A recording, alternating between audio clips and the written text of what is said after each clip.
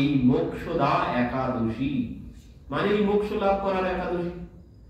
আজ এই একাদশী ব্রত পালন করলে বড় ভাগ্য মানুষ তার বাবা সাধন ধাম মোক্ষ কর দ্বারা, এই যে মোক্ষ লাভের জন্য যে এই মানব শরীর আমরা পেয়েছি, সেই মোক্ষ লাভের একাদশী হচ্ছে আজ। এই একাদশী ব্রত পালন করলে মোক্ষ লাভ করা যায়, মানে জন্ম মৃত্যু চক্র থেকে মুক্ত হওয়া যায়। সে আর জন্মগ্রহণ করবে না যদি নিষ্ঠার সাথে এই একাদশী ব্রত কেউ পালন করেন। ভগবান ধর্মরাজকে বলেছিলেন যে সেই গোকুল নগরে একজন রাজা ছিলেন, বৈখানস নামের একজন রাজা ছিলেন।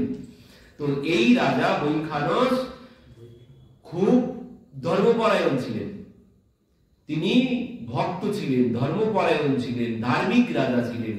তো তিনি একদিন স্বপ্ন দেখছেন তার পিতা নরক যন্ত্রণা ভোগ করছে।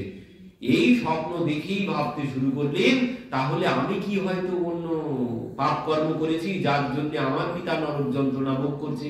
তিনি ব্রাহ্মণদের কাছে গিয়ে বললেন, আমি এই স্বপ্ন কেন দেখলাম, তো এর থেকে আমার পিতাকে আমি কি করে রক্ষা করি।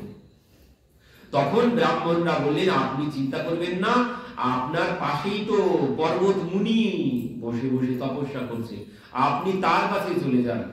তো সেই পর্বত মুনির কাছে গেলেন। পর্বত মুনি এই কথা শ্রবণ করার পর তিনি চোখ বন্ধ করে দেখলেন, দেখে বললেন যে আপনার পিতা যে নরক যন্ত্রণা ভোগ করছে তার নিজের কর্ম ফলের জন্য, আপনার এতে কোনো দোষ নেই।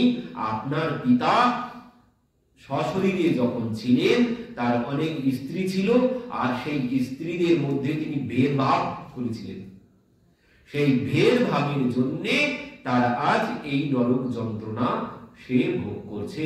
তো বলছেন, তাহলে আমার পিতাকে আমি কি করে রক্ষা করব এই নরক যন্ত্রণা থেকে।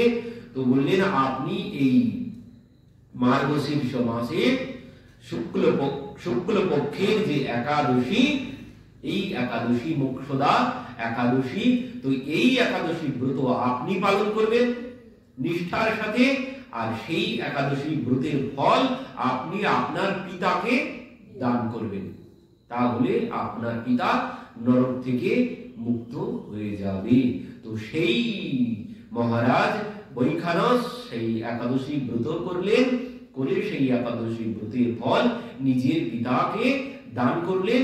দান করার সাথে সাথে তিনি সেই নরক যন্ত্রণা থেকে, জন্ম মৃত্যু চক্র থেকে মুক্ত হয়ে গেলেন। তো এই হচ্ছে এই মোক্ষদা একাদশীর মাহাত্ম্য কথা। তো